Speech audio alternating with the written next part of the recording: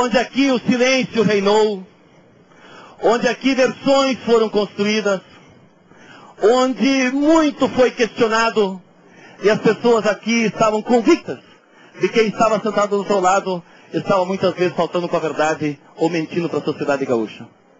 Eu acredito que a melhor conclusão que nós possamos chegar, e eu tentei fazer isso de uma forma didática, é ver que nesse esquema, como diz o Ministério Público Federal, quando leva a denúncia à juíza que era uma superestrutura criminosa no Rio Grande do Sul montada, que nós tínhamos neste momento pelas interceptações telefônicas, pelo áudio que nós aguardávamos, de um lado, Flávio Vaz Neto negociando, do outro lado com Lair Ferst, os seus interesses, já que ele era considerado o maior lobista na história do Rio Grande do Sul, nesse caso.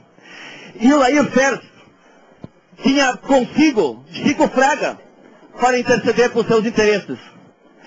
E Flávio Vaz Neto, nas interceptações telefônicas, numa delas com o Zé Otávio Germano, pede ajuda para Zé Otávio e para o Guti, para que intercedam junto ao Marcel, para que Marcel o ajude nas difíceis negociações. E as interceptações telefônicas também deixaram evidente que ambos estavam falando com quem? Estavam falando com Delso Martini.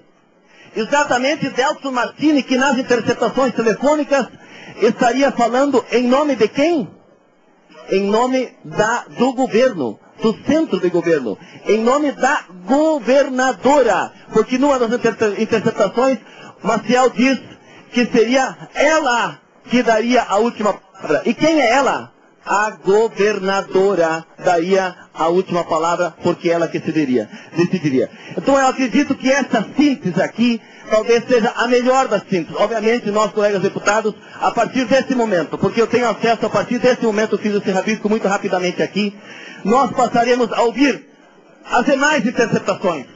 Porque talvez em outras interceptações que não foram aqui apresentadas, eu quero elogiar a postura do presidente deputado Fabiano, que determinou para o seu assessor escolher e apresentar aqui aqueles temas sobre os quais nós tínhamos dúvidas.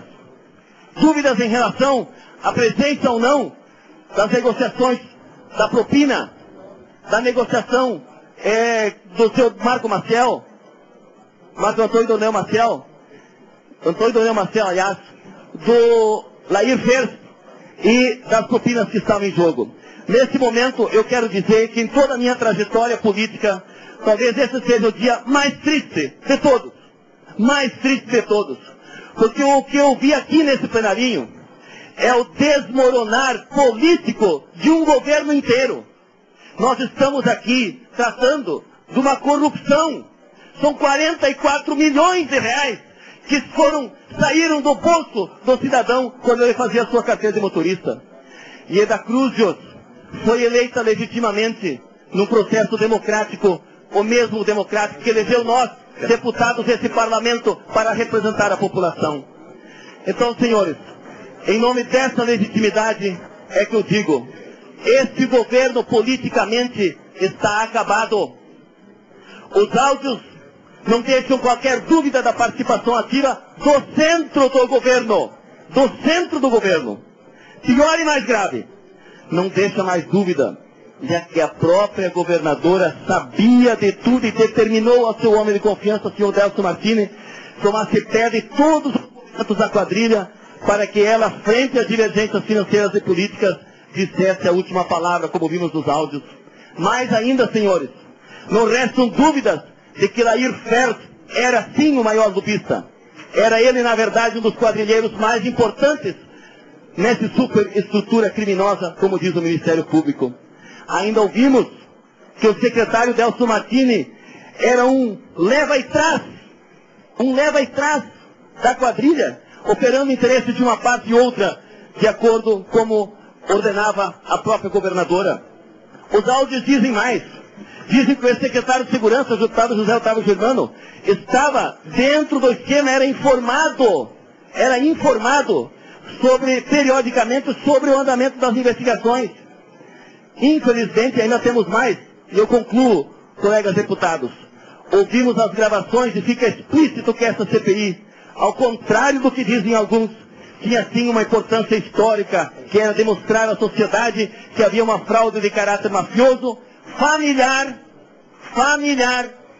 político, criminoso, praticado por políticos diretamente ligados à governadora. Todos os silêncios falaram, todas as dissimulações se desmentiram e todas as mentiras desmoronavam. A síntese, portanto, não pode ser outra senão daquela que a mídia e alguns homens públicos mais importantes e certamente a opinião pública já está fazendo, que a casa caiu. A casa caiu sim. E para mim está claro como o dia para onde foi parar o dinheiro, que é outra questão que nós precisamos trabalhar.